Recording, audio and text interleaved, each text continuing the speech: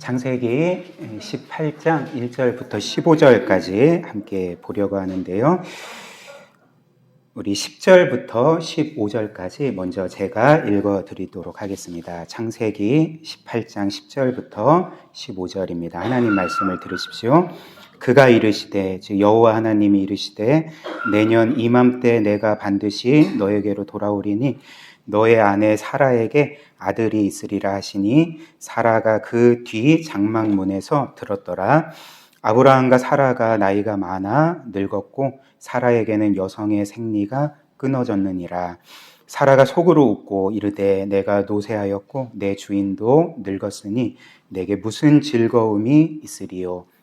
여호와께서 아브라함에게 이르시되, 사라가 왜 웃으며 이르기를 내가 늙었거늘 어떻게 아들을 낳으리요 하느냐. 여호와께 능하지 못한 일이 있겠느냐. 기한이 이를 때에 내가 내게로 돌아오리니 사라에게 아들이 있으리라. 사라가 두려워서 부인하여 이르되, 내가 웃지 아니하였나이다. 이르시되, 아니라 너가 웃었느니라. 아멘. 춥지 않으시면 온풍기를 꺼도 될까요? 아니면 약간 온도를 늦추거나 꺼도 될 것 같습니다. 네. 저나 여러분들이나 신앙생활을 오래 한 분들은 신앙생활을 한 만큼 또 오래된 기도의 제목들이 있을 것입니다. 우리가 지금도 기도하고 있는 여러 기도의 제목들, 어떤 게 있겠습니까? 일단 우리에게 가장 우선적인 것은 아마도 구원받지 못한 가족들을 위한, 그들의 구원을 위한 기도일 것입니다. 그리고 혹은 자신의 어떤 영적인 변화를 위해서 오랫동안 기도하고 있는 분도 계실 거고요. 혹은 자신의 여러 바람과 꿈이 이루어지기를 하나님께 오랫동안 기도해 오는 그런 지체들이 또 있을 것입니다.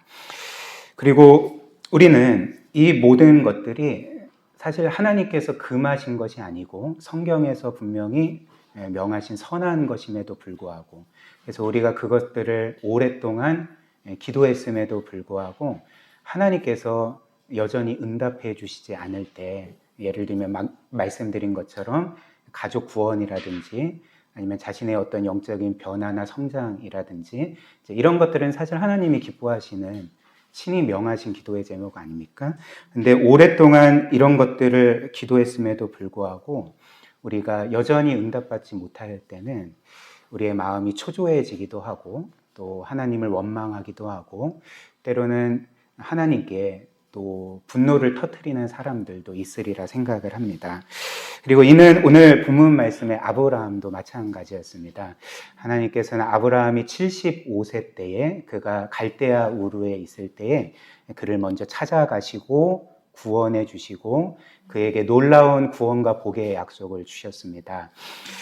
그 약속이 무엇입니까? 하나님은 아브라함에게 내가 너를 복이 되게 하겠고 너로 말미암아 모든 민족이 복을 얻게 하겠다, 이런 말씀을 주셨죠.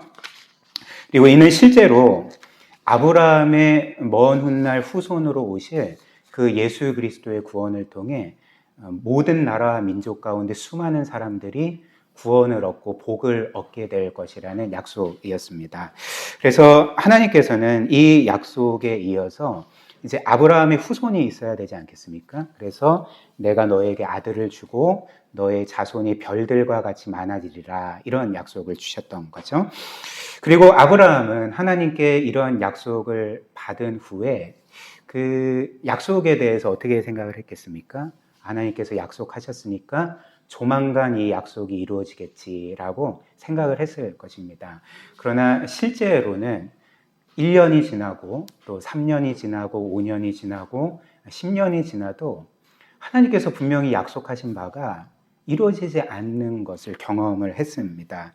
그래서 우리가 지금까지 본 말씀처럼 아브라함은 초조해지기도 하고 또 때로는 낙심되기도 하고, 그래서 때로는 하나님의 약속을 믿지 못하여서 의심하여서 죄를 짓는 방식으로 아들을 얻기도 했습니다.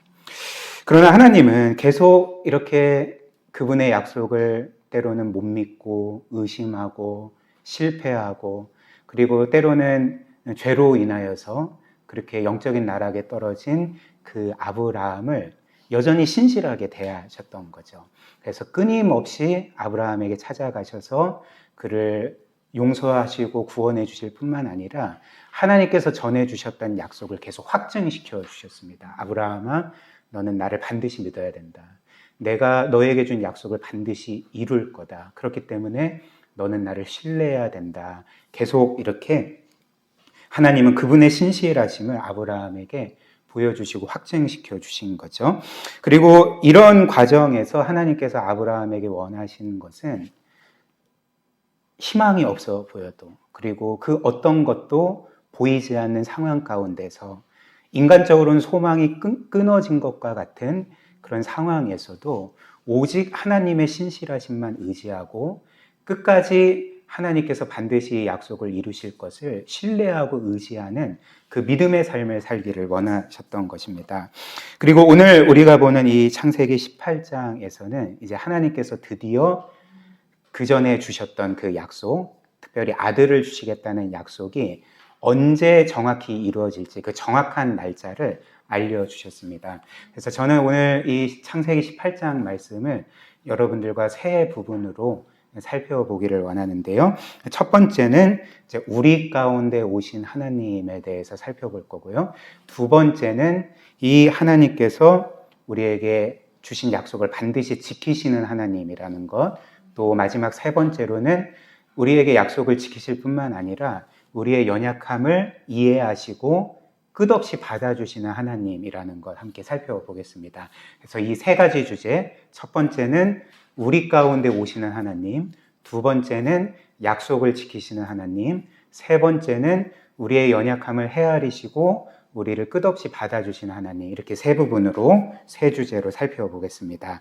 첫 번째로 우리 가운데 오신 하나님입니다. 오늘 본문 말씀을 보면 하나님은 아브라함을 다시 찾아오셨죠. 1절, 2절 한번 보십시오. 여호와께서 마므레 상수리 나무들이 있는 곳에서 아브라함에게 나타나시니라. 날이 뜨거울 때에 그가 장막 문에 앉아 있다가 눈을 들어본즉 사람 셋이 맞은편에 서 있는지라. 그가 그들을 보자 곧 장막 문에서 달려나가 영접하며 몸을 땅에 굽혀, 이렇게 말합니다. 일단 1절 말씀을 보면 여호와 하나님께서 아브라함을 찾아가셨다, 이렇게 우리에게 전해주고 있고요. 이어서 2절 말씀을 보면 세 사람이 아브라함에게 찾아왔다, 이렇게 우리에게 전해주고 있습니다. 그렇다면 1절과 2절을 종합해 보면 이제 우리가 알 수 있는 사실이 무엇입니까? 어느 날 아브라함에게 세 사람이 찾아왔는데 그 중에 사람처럼 보이는 한 존재가 바로 여호와 하나님이셨다는 거죠. 그리고 나머지 두 명은 사람처럼 보이는 천사였습니다. 우리가 이후의 말씀에서 보는 것처럼요. 그런데 하나님께서 이처럼 사람의 형태로 아브라함에게 나타나시고 그를 만나 주신 것은 굉장히 놀라운 일이었습니다. 우리가 지금까지 창세기 12장부터 쭉 아브라함의 이야기를 살펴보지 않았습니까? 하나님은 이전에도 아브라함을 계속 찾아가셨습니다. 근데 어떤 모습으로 찾아가셨습니까? 때로는 눈에 보이진 않지만 음성으로서 아브라함을 찾아가셨고요. 또 때로는 창세기 15장에서 본 것처럼 불과 연기로서 그 영광스러운 임재로 아브라함을 찾아가시기도 했습니다. 그리고 성경을 보면 이제 아브라함 이후에도 하나님은 여러 차례 사람들 가운데 또 이스라엘 백성 가운데 임하셨고 그들을 만나 주셨습니다. 그래서 그런 경우에는 사실 거의 대부분의 경우가 하나님은 감히 우리가 범접할 수 없는 그 거룩하고 영광스러운 그분의 현현으로, 임재로 사람들을 만나 주셨거든요. 그러니까 예를 들면 하나님께서는 시내산에서 이스라엘 백성에게 나타나셨을 때 불과 연기로 감히 범접할 수 없는 그 거룩함과 영광으로서 그들 가운데 나타나셨고요. 또 이사야 말씀을 보면 하나님께서 선지자 이사야에게 어떤 모습으로 나타나셨습니까? 그 영광스러운 존재인 천사들조차도 얼굴을 가릴 정도로 그 엄청난 위엄과 영광 가운데 이사야를 만나 주시지 않았습니까? 근데 오늘 본문 말씀을 보면 하나님은 사람의 형태로 아브라함을 찾아가셨을 뿐만 아니라 뭔가 범접할 수 없는 영광스러운 강체를 가진 사람의 모습이 아니라 지극히 평범한 모습의 사람으로 아브라함을 찾아가셨던 거죠. 어떤 평범한 모습일까요? 우리가 이제 이후에서 볼 것처럼 그 하나님께서는 사람의 형태로 나타나셨을 때 물로 발을 씻기도 하셨고요. 또 나무 그늘에 앉아서 쉬기도 하셨고요. 아브라함이 차려준 음식을 드시기도 하셨습니다. 그러니까 굉장히 평범한 모습으로 아브라함에게 나타나셨던 거죠.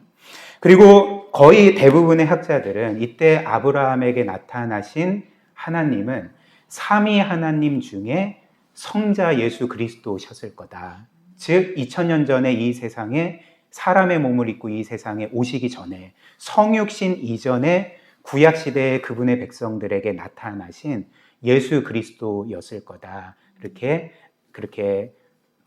다들 그렇게 말을 하는 거죠. 그리고 이와 관련해서 이를 이제 뒷받침하는 성경의 증거가 있는데요.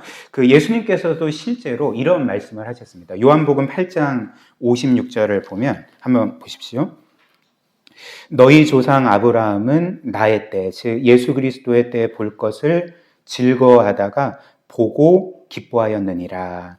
예수님은 지금 아브라함이 예수 그리스도의 구원의 때를 보고 보기를 기뻐하였고, 그러니까 보기를 원했다는 거죠. 그리고 실제로 보고 기뻐했다 이렇게 말씀을 하고 계셨던 거죠. 즉 이 말씀에 비추어 보면 당시 아브라함에게 나타나신 여호와 하나님은 성육신 이전에 이 세상과 사람들 가운데 나타나신 성자 예수 그리스도셨을 가능성이 매우 높다는 것입니다. 그래서 아브라함은 자신에게 찾아오신 하나님께 이제 이렇게 말씀을 드렸습니다. 3절 말씀. 이르되 내 주여 내가 주께 은혜를 입었사오면 원하건대 종을 떠나 지나가지 마시옵고 이렇게 말을 했습니다. 즉 아브라함은 자신에게 찾아오신 이 여호와 하나님을 자신이 할 수 있는 최선을 다해 극진히 대접하기를 원했습니다. 그래서 일단 아브라함은 오늘 성경이 당시 날이 매우 뜨거웠다 이렇게 전해주고 있는데 일단 아브라함이 한 일은 그 여호와 하나님을 나무 그늘로 인도하는 일이었습니다. 그래서 그늘 안에서 이제 쉬게 하시고 그리고 이후에 곧바로 이제 물을 가져다가 여호와 하나님께서 이제 발을 씻으시도록 그렇게 해드렸던 거죠. 4절 말씀, 물을 조금 가져오게 하사 당신들의 발을 씻으시고 나무 아래에서 쉬소서. 그리고 여러분들이 아시다시피 고대 근동에서 손님이 왔을 때 먼저 하는 일은 발을 닦는 물을 가져다 주는 것이었습니다. 그게 이제 어떤 면에서는 가장 기본적인 예의였던 거죠. 아브라함이 여호와 하나님께 이제 이 일을 했던 것입니다. 그리고 아브라함은 여호와 하나님께서 나무 그늘에서 이제 시원하게 쉬시는 동안 이제 여호와께 드릴 음식들을 준비하기 시작했습니다. 5절부터 7절. 내가 떡을 조금 가져오리니 당신들의 마음을 상쾌하게 하신 후에 지나가소서. 당신들이 종에게 오셨음이니이다. 그들이 이르되 너의 말대로 그리하라. 아브라함이 급히 장막으로 가서 사라에게 이르되 속히 고운 가루 세 스아를 가져다가 반죽하여 떡을 만들라 하고 아브라함이 또 가축대 있는 곳으로 달려가서 기름지고 좋은 송아지를 잡아 하인에게 주니 그가 급히 요리한지라. 과거에나 지금이나 우리가 먹는 뭐라고 합니까? 붉은 육류라고 하나요? 붉은 육류 중에 가장 비싼 육류는 이제 소고기이죠. 그렇죠? 소고기입니다. 그런데 아브라함은 이제 그냥 소고기가 아니라 자기에게 있는 가장 기름지고 좋은, 지금으로 따지면 이제 최상급 한우를 잡아서 지금 요리로 대접을 하려고 했던 거죠. 그리고 지금이나 과거나 시골에서 송아지는 아무 때나 잡는 게 아닙니다. 그냥 먹고 싶다고 해서 송아지를 잡는 법은 없습니다. 성경에나 과거나 지금이나 송아지를 잡는 경우는 마을의 큰 잔치 때나 송아지를 잡았던 거죠. 그래서 아브라함은 정말 자신이 할 수 있는 최선을 다해서 지극정성을 다해서 이 여호와 하나님을 이제 대접하기를 원했던 거죠. 그리고 아브라함은 이렇게 모든 요리가 마무리된 후에 그 모든 요리를 이제 여호와 하나님께 가져다 드렸고, 그 여호와께서 음식을 드시는 동안, 여호와께서 음식을 드시는 것도 이상하지 않습니까? 어찌됐든 음식을 드시는 동안 아브라함은 그 옆에 서서 여호와 하나님을 시중 들었습니다. 8절, 아브라함이 엉킨 젖과 우유와 하인이 요리한 송아지를 가져다가 그들 앞에 차려놓고 나무 아래에 모셔 섬에 그들이 먹으니라. 그런데 제가 여러분들에게 암시적으로 말씀드린 것처럼 이는 굉장히 낯선 광경입니다. 말씀드린 것처럼 여호와 하나님은 성경 역사 내내 그분의 백성과 사람들을 찾아가셨고, 또 그 중에 이제 몇 차례는 여호와께서 사람의 형태로서 사람들에게 찾아가셨습니다. 그런데 이 사실 아십니까? 여호와 하나님께서 사람의 형태로 사람들을 찾아가셨을 뿐만 아니라 오늘 본문 말씀처럼 정말 지극히 평범한 사람의 모습으로 물로 발도 씻으시고 나무 그늘에 앉아 쉬시고 또 음식도 드시는 때는 이때가 유일합니다. 다른 경우에는 이런 경우가 없었습니다. 즉, 뭘 의미하겠습니까? 하나님께서는 우리와 똑같은 사람인 것처럼 행동하셨던 거죠. 그렇다면 오늘 본문 말씀이 우리에게 알려주는 사실이 무엇입니까? 오늘 이 말씀은 우리에게 하나님이 어떤 분이신지를 알려줍니다. 그 하나님은 어떤 분이실까요? 하나님은 정말 끝도 할 수 없는 우주 만물을 그분의 권능의 말씀만으로 창조하시고 지금도 통치하시는 그 무한한 영광의 하나님이시지만, 동시에 그 하나님은 우리와 동떨어진 하나님이 아니시라는 것입니다. 오히려 우리 가운데 오기를 기뻐하시고, 그리고 우리와 교제하기를 즐거워하시고, 그것을 위해서 그 무한히 높으신 하나님께서 자신을 무한히 낮추셔서 지극히 평범한 사람의 모습으로 이 세상에 들어오셔서 우리와 교제하시고 또 우리와 함께 하시는 하나님이심을 우리가 이 말씀을 통해 보게 되는 거죠. 그리고 이는 하나님께서 이 세상과 사람을 창조하셨을 때부터 계속적으로 보여주신 모습이었습니다. 한번 그 생각을 해보십시오. 하나님께서 이 세상 만물을 창조하시고 사람을 창조하신 후에 그냥 하늘에만 계신 분이 아니셨습니다. 그냥 동떨어져 계신 분이 아니셨습니다. 어떻게 하셨습니까? 우리가 창세기 초반부에 보는 것처럼 하나님은 그분이 창조하신 이 세상과 에덴 동산으로 들어오셨던 거죠. 그래서 심지어 그 에덴 동산에서 산책을 하셨고요. 그분이 창조하신 사람들과 대화도 하시고 교제도 하셨던 분이셨던 것입니다. 그러나 우리가 알다시피 첫사람 아담과 하와는 하나님께 죄를 짓고 반역하고, 그리고 그 하나님이 두려워서 숨어버렸던 거죠. 하나님으로부터 도망쳤습니다. 근데 그때에도 하나님은 어떻게 하셨습니까? 먼저 사람을 찾아가셨고 그에게 구원의 약속을 주셨고 그와 다시금 교제하기를 기뻐한다는 뜻을 사람들에게 알려주신 분이 바로 이 하나님이셨던 것입니다. 그리고 이후의 성경의 역사를 봐도 똑같습니다. 사람들은 늘 죄를 짓고 하나님께 반역하고 하나님으로부터 숨고 피하고 도망쳤습니다. 그러나 그럼에도 불구하고 사람이 하나님을 먼저 찾은 적은 단 한순간도 없었습니다. 늘 하나님이 사람을 먼저 찾아가시고 그들에게 구원의 약속을 주시고 그 약속대로 그들을 구원하시고 그들이 다시금 그 하나님과 교제할 수 있도록 회복시켜 주신 분이, 끊임없이 이 일들을 신실하게 감당하신 분이 바로 우리 여호와 하나님이셨던 거죠. 그리고 이처럼 하나님께서 끝없이 자신을 무한히 낮추심으로 우리 가운데 오기를 기뻐하시고 또 우리를 구원하시고 우리와 영원토록 기쁨의 교제를 나누기를 원하시는 분이시라는 것을 가장 분명히 보여주는 증거가 뭔지 아십니까? 예수 그리스도의 성육신 사건인 거죠. 그 무한한 하나님이신 예수께서 자신을 무한히 낮추심으로 우주의 티끌과 먼지보다도 못한 그런 존재인 사람이 되셔서 이 세상에 오신 것. 그래서 우리를 구원하신 것이 바로 하나님께서는 늘 우리 가운데 오시는 하나님이심을 보여주는 가장 분명한 증거인 것입니다. 즉, 크리스마스 사건이 이것을 보여주는 가장 분명한 증거인 거죠. 그래서 2000년 전에 예수님께서 이 세상에 또 우리 가운데 오셔서 하신 일이 무엇입니까? 오늘 우리가 보는 이 창세기 18장 말씀을 보면 예수께서 성육신 하시기 전에 아브라함에게 오셨을 때는 아브라함의 섬김을 받으셨습니다. 그러나 2000년 전에 진짜 사람이 되셔서 그냥 사람처럼 보이는 존재가 아니라 진짜 사람이 되셔서 이 세상에 오셨을 때는 어떻게 하셨습니까? 그분은 사람들의 섬김을 받으신 것이 아니었습니다. 도리어 사람들을 섬기셨고 마가복음 10장 45절이 말씀하는 것처럼 인자가 온 것은 섬김을 받으려 함이 아니요 도리어 섬기려 하고 자기 목숨을 많은 사람의 대속물로 내어주려 함이라.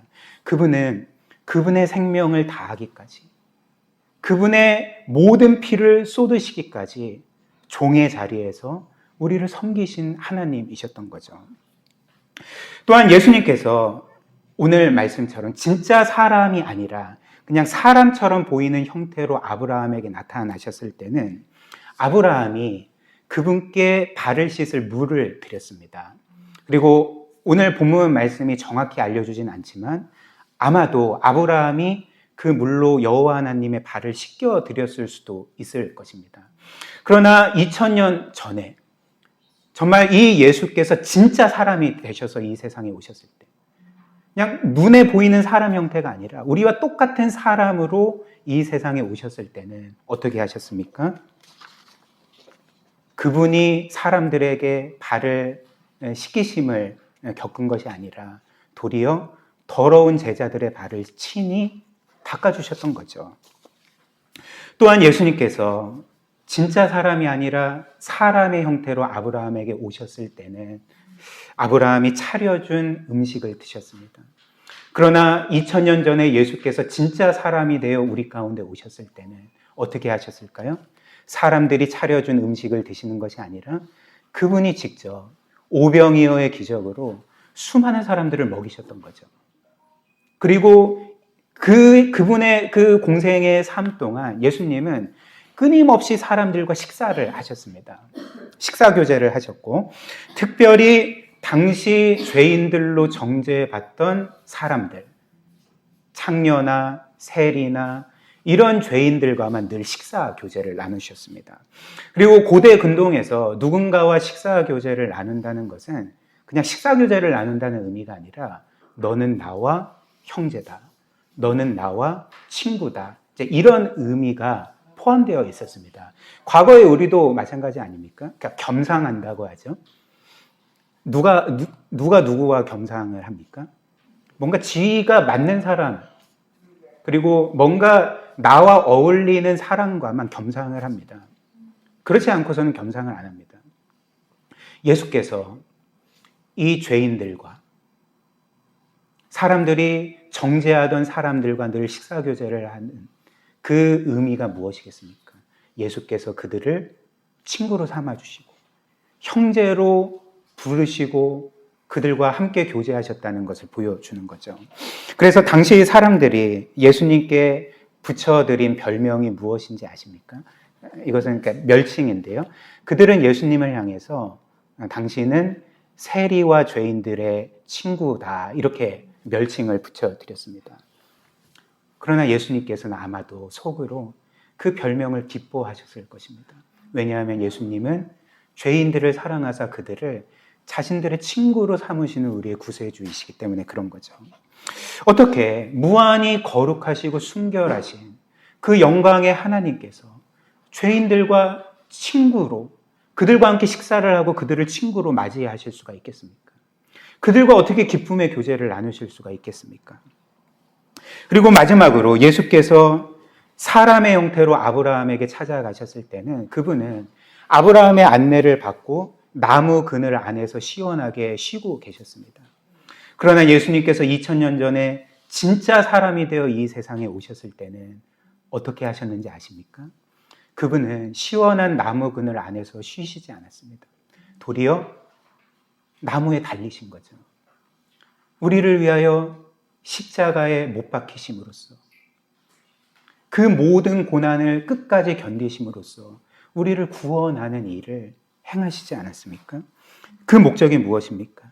예수님께서 친구로 여기시는 모든 죄인들, 우리를 영원토록 구원하시고 이제는 삼위 하나님과 영원토록 기쁨의 교제를 누리게 하시기 위해서 그분은 나무 그늘 안에서 쉬시지 않고 도리어 나무에 오르셔서 우리를 위해 죽으셨던 거죠. 이것이 바로 우리 가운데 오신 하나님, 또 그 하나님이 우리를 위해 행하시고 이루신 일인 것입니다. 그 다음 두 번째로 본문 말씀은 우리에게 약속을 지키시는 하나님을 알려줍니다. 그래서 말씀드린 것처럼 하나님은 드디어 아브라함에게 언제 약속이 성취될지, 아들을 얻게 될지 정확한 날짜를 알려주셨습니다. 9절, 10절 한번 보십시오. 그들이 아브라함에게 이르되 너의 아내 사라가 어디 있느냐? 대답하되 장막에 있나이다. 그가 이르시되 내년 이맘때 내가 반드시 너에게 돌아오리니 너의 아내 사라에게 아들이 있으리라 하시니 사라가 그 뒤 장막 문에서 들었더라. 그래서 하나님께서 아브라함에게 그가 아들을 얻게 될 약속이 성취될 날은 정확히 1년 후다라고 이렇게 말씀을 해주셨습니다. 그리고 그때는 이제 하나님께서 아브라함에게 첫 번째로 약속을 주셨던 때로부터 이제 25년이 흐른 때였고요. 즉 아브라함이 100세고 사라가 90세 되던 그 해에 이제 아들을 얻으리라 정확한 날짜를 알려주신 거죠. 즉 정말 오랜 시간 25년이나 걸렸던 것입니다. 이 약속이 성취되기까지. 그렇다면 이제 우리는 여기에서 이런 질문을 할 수 있을 것입니다. 하나님께서 25년 전에 아브라함에게 처음 약속을 주실 때에 그가 그 아들을 얻게 될 날, 그 약속이 성취될 날을 미리 알려주셨으면 좋지 않았을까? 아브라함아, 내가 지금으로부터 딱 25년째 되는 어느 날에 너에게 아들을 줄 거다. 그렇기 때문에 오랜 세월이 걸리겠지만 초조해하지 말고 낙심하지 말고 마음 편히 기다리면 된다. 그러니까 이렇게 말씀을 해주셨다면 사실 아브라함 편에서도 의심하지 않고 낙심하지 않고 초조해하지 않고 평안함으로 기다릴 수 있지 않았겠습니까? 그렇다면 왜 하나님은 처음부터 정확한 날짜를 알려주시지 않았을까? 그 이유가 무엇일까요? 그 이유에 대해 성경은 이제 그 이유는 정확히 이것이다라고 그렇게 선명하게 말해주진 않습니다. 그러나 그럼에도 불구하고 이제 성경 전체에서 하나님께서 아브라함에게 약속 성취의 정확한 날을 알려주시지 않는 그 암시적인 이유들을 우리에게 알려주는 거죠. 그 이유가 무엇이겠습니까? 하나님께서 아브라함에게 가지신 계획은, 아브라함에게 이루고자 했던 그분의 뜻은 단지 그가 아들을 얻고 또 그의 자손이 별처럼 많아지는 것만이 아니었기 때문에 그렇습니다. 하나님의 관심사는 아브라함이 아들을 얻는지 얻지 않는지 그게 최종 관심사가 아니었습니다. 하나님께서 아브라함을 향해 가지신 계획, 그분의 목적은 그를 믿음의 사람으로 세우시는 거죠. 어떤 상황에서도 눈에 보이진 않고 앞길이 보이지 않고 그리고 터널의 끝이 보이지 않는 상황에서도 그 보이지 않는 하나님의 약속을 신뢰하고 의지하고 믿음으로 살아가는 사람으로 세우시는 것이 하나님의 계획이자 목적이었기 때문에 처음부터 이 약속 성취의 정확한 날을 알려주시지 않았던 것입니다. 그래서 히브리서 6장 13절부터 15절 한번 보십시오. 13절, 하나님이 아브라함에게 약속하실 때에 가리켜 맹세할 자가 자기보다 더 큰 이가 없으므로 자기를 가리켜 맹세하여 이르시되 내가 반드시 너에게 복주고 복주며 너를 번성하게 하고 번성하게 하리라 하셨더니 그가 이같이 오래 참아 약속을 받았느니라. 이렇게 말씀합니다. 그래서 그 사람들은 보통 어떤 맹세를 할 때 그 종종 어떤 것을 걸고 맹세하지 않습니까? 저도 어릴 때 친구들에게 뭐 약속할 때 뭘 걸게 이렇게 좀 말한 적이 좀 많은 것 같습니다. 그리고 사람들은 보통 어떤 맹세를 하고 그 맹세를 보증하는 어떤 것을 걸 때에 사소한 것을 걸지 않겠죠. 그렇죠? 나는 내 명예를 걸고 맹세한다라든지 혹은 나는 내 전 재산을 걸고 맹세한다라든지 아니면 나는 내 양심을 걸고 맹세해 이렇든지 어찌됐든 자신이 생각하기에 가장 중요한 것들을 걸고 이제 맹세하기 마련입니다. 누구도 이렇게 맹세하진 않죠. 내가 너에게 준 약속을 반드시 지킬게. 내가 100원을 걸고 맹세할게. 이러면 이거는 상대방을 능욕하는 거죠. 이거는 이제 싸우자는 것밖에 안 되는 거죠. 그래서 어찌됐든 사람들은 자신이 줄 수 있는 최고의 것을 걸고 이제 맹세를 하는데 오늘 이 히브리서 6장 말씀의 요지는 무엇이냐면 하나님도 마찬가지라는 거죠. 하나님도 우리에게 어떤 약속을 주실 때 특별히 아브라함에게 약속을 주셨을 때 그분이 할 수 있는 최고의 것, 최고의 권위를 걸고 맹세를 하셨다는 것입니다. 그 최고의 권위, 최고의 것이 무엇일까요? 하나님 자신인 거죠. 하나님께서 자기 자신을 걸고 아브라함에게 약속하시고 맹세하셨다. 이렇게 말하지 않습니까? 그러니까 바꿔 말하면 무슨 의미겠습니까? 하나님께서는 그분의 생명을 걸고 아브라함에게 약속하셨던 것입니다. 내가 반드시 이 언약을 지키리라 맹세하셨다는 것입니다. 그래서 실제로 우리가 몇 주 전에 살펴본 창세기 15장 말씀을 보면 하나님께서 아브라함과 언약 체결을 하는 장면이 나옵니다. 그때 어떻게 하셨습니까? 아브라함으로 하여금 가축들을 죽여서 쪼개서 그것을 땅에 일렬로 놓게 하시고 놀랍게도 하나님께서 그 쪼개진 고기 사이를 지나셨습니다. 이는 뭘 의미했다고 말씀드렸습니까? 그러니까 하나님께서 이렇게 말씀하신 거죠. 내가 너에게 이 약속을 줬는데 내가 이 약속을 어길 시에는 나는 이 쪼개진 고기처럼 될 거다. 나는 죽을 거다. 이런 말씀을 하신 것이죠. 자신의 생명을 걸고 아브라함에게 약속하셨던 것입니다.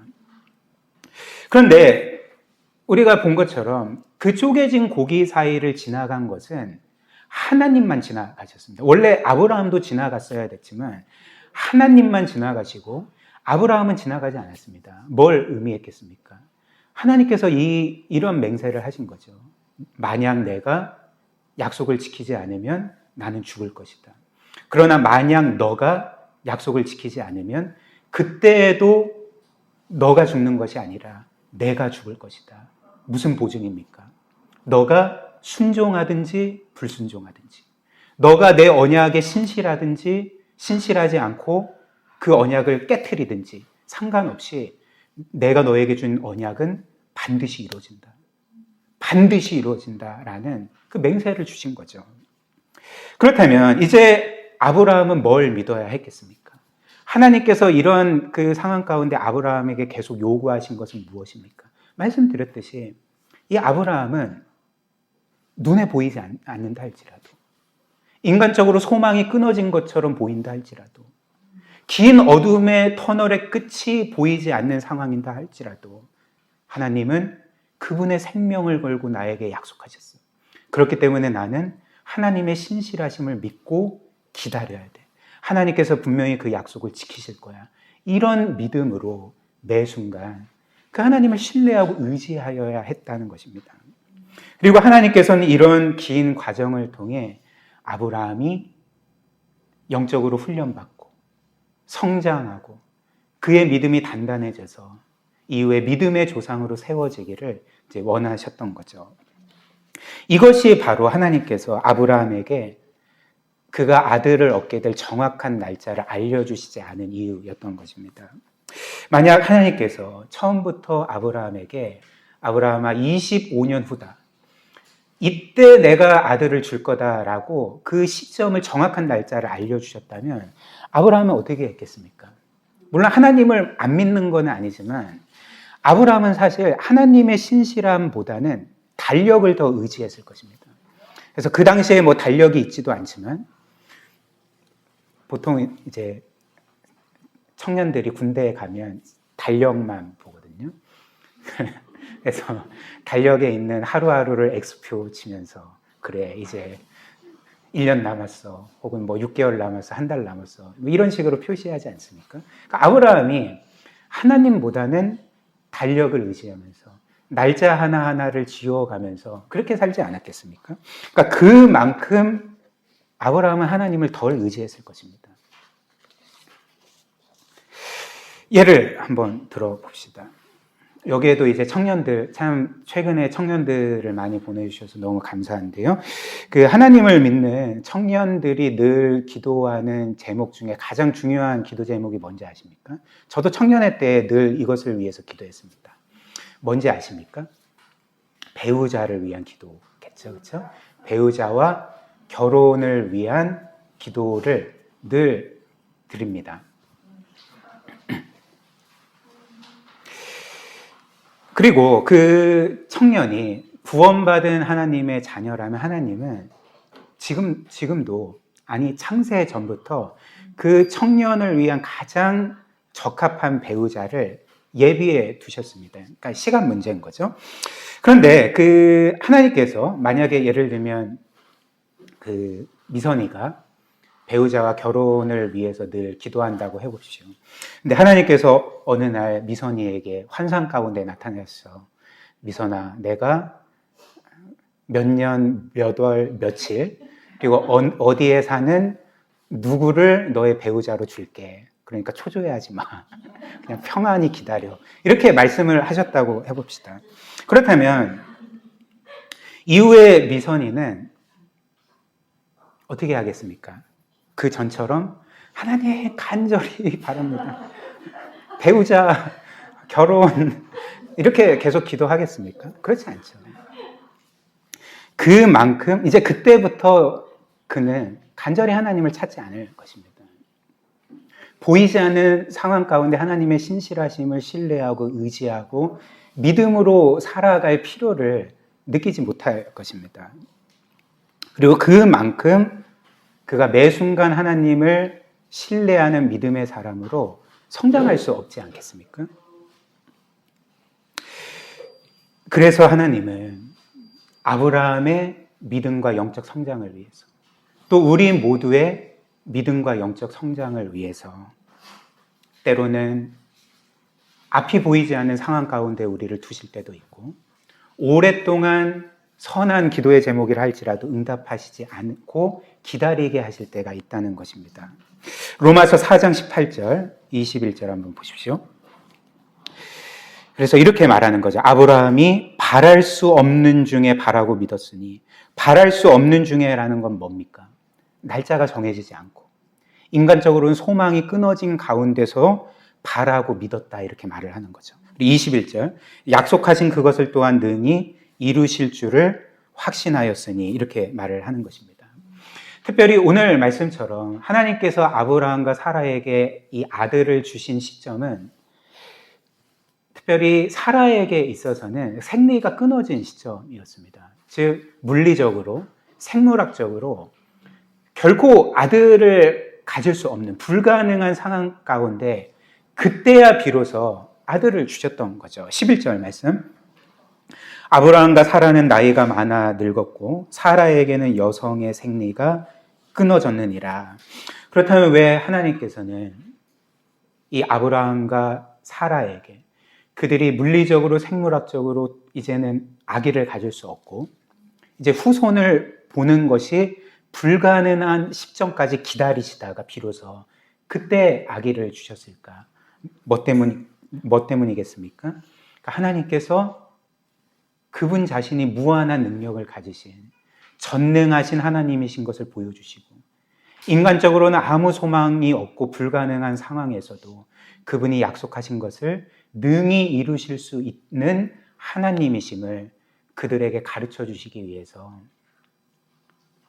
이렇게 모든 소망이 끊어진 가운데 비로소 그 약속을 이루셨던 것입니다.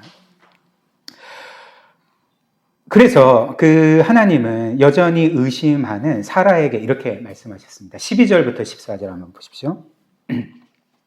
사라가 속으로 웃고 이르되 내가 노쇠하였고 내 주인도 늙었으니 내게 무슨 즐거움이 있으리요. 여호와께서 아브라함에게 이르시되 사라가 왜 웃으며 이르기를 내가 늙었거늘 어떻게 아들을 낳으리요 하느냐. 여호와께 능하지 못한 일이 있겠느냐.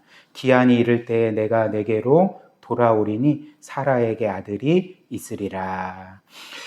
그래서 믿지 못하는 사라에게 하나님께서는 나에게 능치 못할 일이 있느냐? 불가능한 일이 있느냐?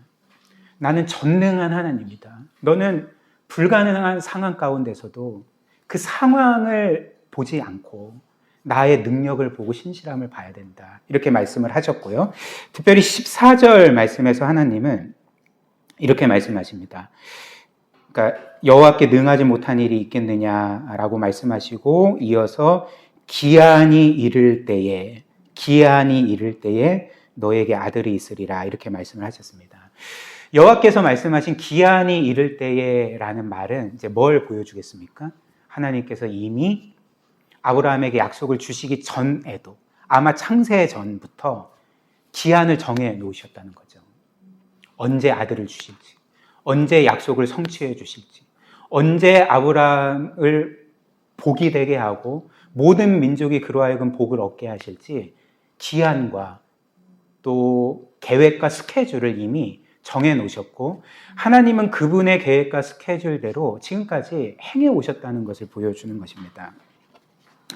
따라서 아브라함과 사라는 하나님의 무한한 능력을 믿어야 될 뿐만 아니라 하나님의 무한한 지혜를 믿었어야 했던 거죠. 즉 하나님의 약속이 언제 이루어질지는 모르지만 그러나 하나님은 분명히 그분의 무한한 지혜로서 우리에게 가장 선하고 좋은 때를 정해 놓으셨어요. 그리고 하나님은 그 계획과 스케줄대로 우리를 위해 가장 영광스러운 일을 위해서 지금도 일하고 계셔. 그렇기 때문에 나는 하나님의 무한한 지혜와 신실하심을 의지하며 기다려야 돼. 이런 고백을 했어야 됐던 거죠. 우리도 마찬가지입니다. 우리도 종종 앞서도 말씀드렸지만 오랫동안 기도해온 제목임에도 불구하고 여전히 응답받지 못할 때, 즉 우리의 삶이 우리가 세운 계획과 스케줄대로 이루어지지 않을 때 우리는 초조해집니다. 하나님을 원망합니다. 하나님을 의심하고요. 때로는 어떤 사람들은 심지어 하나님께 분노를 터뜨리는 경우도 있을 것입니다. 그런데 이렇게 뭔가 하나님을 원망하고 의심하고 심지어는 하나님께 분노를 터뜨리는 이것은 하나님께 결국은 뭐라고 말하는 것과 같은 것이겠습니까? 그러니까 이렇게 말하는 것과 같다는 거죠. 하나님, 나는 당신보다 지혜로워요. 나는 내 삶이 어떻게 되면 가장 좋을지를 당신보다 더 잘 알고 있어요. 그렇기 때문에 당신은 내가 내 삶에 대해 세운 계획과 스케줄대로 움직이셔야 돼요. 당신의 계획과 스케줄이 아니라 내 계획과 스케줄대로 움직이셔야 됩니다. 이렇게 말하는 것과 같다는 것입니다. 전에도 여러 번 그 예를 드렸는데요. 우리가 거하고 있는 이 지구가 위치한 이 태양계, 그리고 우리 태양계가 있는 우리 은하라고 불리죠. 이 우리 은하 안에는 태양과 같이 스스로 빛을 내는 항성이 2천억 개가 있습니다. 그리고 우리 지구나 화성이나 금성이나 이런 행성들은 3조 2천억 개가 존재합니다. 근데 이 광활한 우주, 끝도 알 수 없는 우주 안에는 우리 은하만 있는 게 아니겠죠? 이런 은하가 우주 안에는 3조 2천억 개가 넘게 있고, 그리고 그 은하와 은하 사이의 최소 간격이 빛의 속도로 250만 광경의 그 간격입니다. 이런 간격으로 이 우주 안에는 그런 은하가 3조 2천억 개 이상이 있다는 것입니다. 성경이 우리에게 말하는 바가 무엇입니까? 하나님께서 태초에 천지를 창조하시니라. 이 예수께서 이 끝도 알 수 없는 무한한 우주를 말씀만으로 창조하셨고 지금도 그분의 손 안에 두셔서 통치하고 계십니다. 그렇다면 우리는 그 하나님께 뭐라고 말씀드려야 됩니까? 내가 당신보다 지혜롭습니다. 당신은 내가 세운 계획과 스케줄을 따라서 내가 원하는 것을 해줘야 됩니다. 이게 아닌 거죠. 하나님은 위대하신 하나님이십니다. 하나님은 무한한 영광의 하나님이십니다. 하나님은 우주 만물의 왕이시자 나의 왕이십니다. 그렇기 때문에 나의 계획과 스케줄이 아니라 주님의 계획과 스케줄을 따라서 나를 통치하시고 나를 인도해 주십시오. 저는 기다리겠습니다. 순종하겠습니다. 이것이 우리가 하나님께 마땅히 드려야 될 고백입니다. 그리고 이것이 바로 하나님께서 우리에게 원하시는 믿음인 거죠.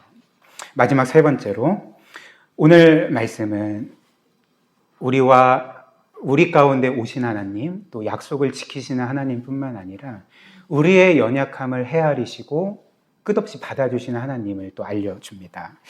일단 우리가 본 것처럼 하나님은 그 아브라함과 사라에게 내가 내년에 정확한 이 시점에 아들을 줄 것이다 이렇게 말씀을 하셨지만 그 사라는 그것이 인간적으로 불가능한 일이기 때문에 이제 농담처럼 받아들인 것 같습니다. 그래서 오늘 말씀을 보면 그 속으로 웃었다라고 말을 합니다. 12절 말씀 한 번 더 보십시오. 사라가 속으로 웃고 이르되 내가 노쇠하였고 내 주인도 늙었으니 내게 무슨 즐거움이 있으리요 이렇게 했고요. 그래서 이에 대해서 하나님은 13절 14절을 보니까 이렇게 말씀하신 거죠. 사라가 왜 웃느냐? 나에게는 불가능한 일이 없다. 왜 내 말을 농담처럼 받아들이느냐? 나는 반드시 내가 약속한 대로 내년에 너희에게 아들을 줄 거다. 이렇게 말씀을 하셨습니다.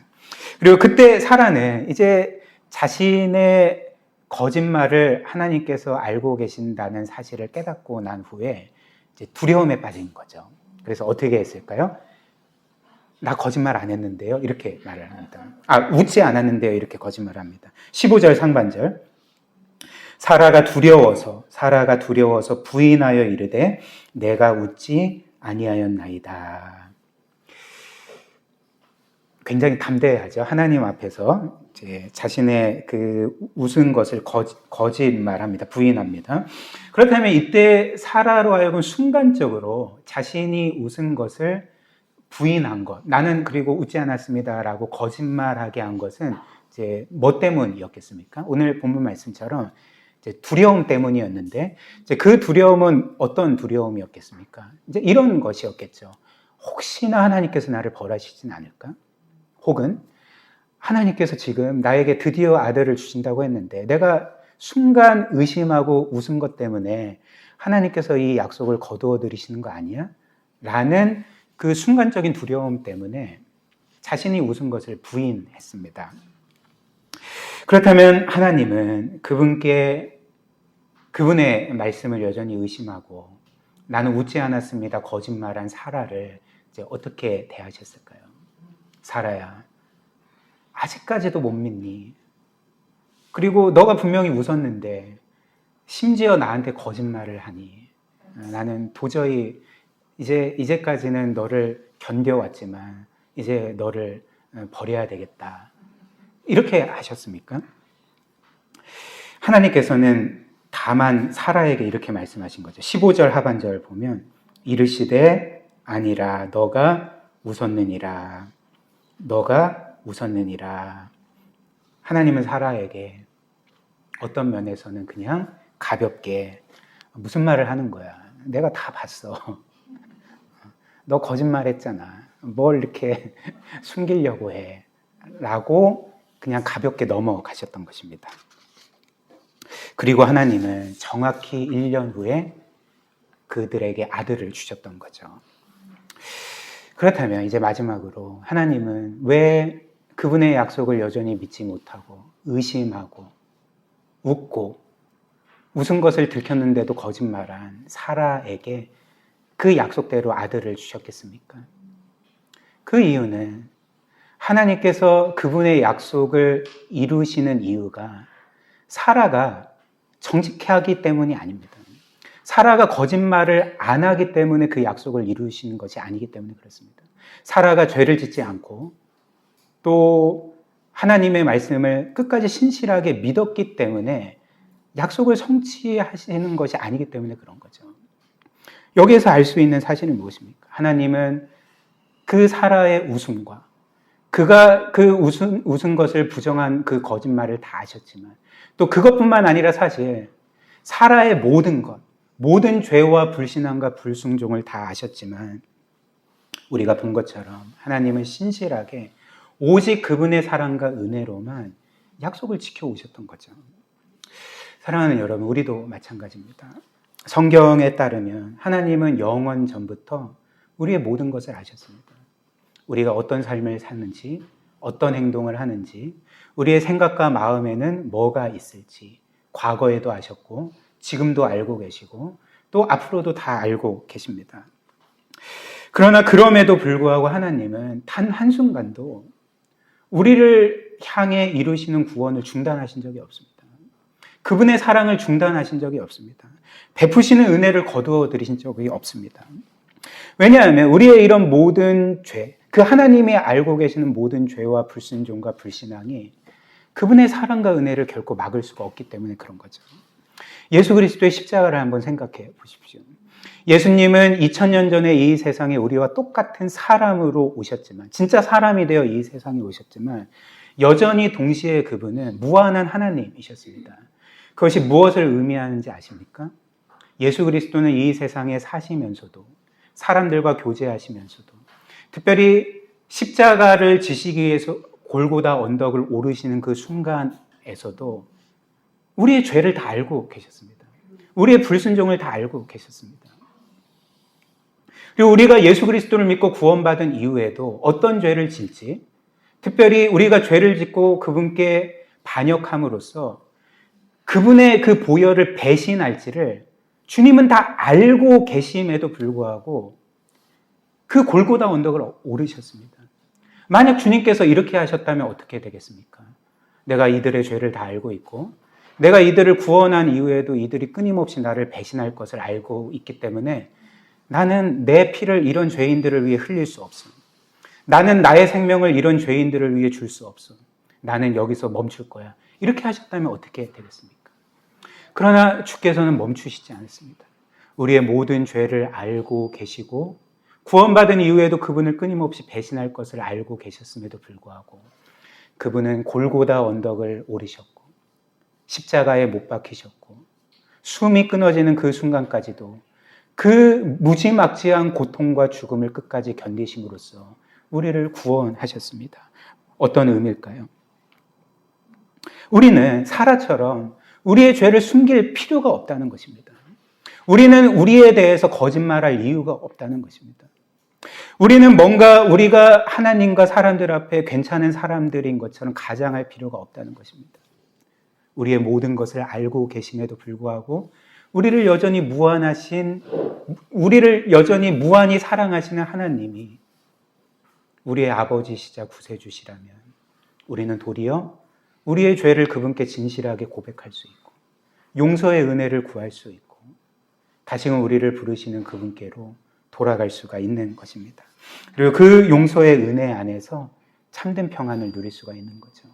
우리를 이처럼 사랑하시는 우리 하나님과 예수 그리스도를 사랑하고 그분을 위해 살아가는 저와 여러분들이 되시기를 주님의 이름으로 축복합니다.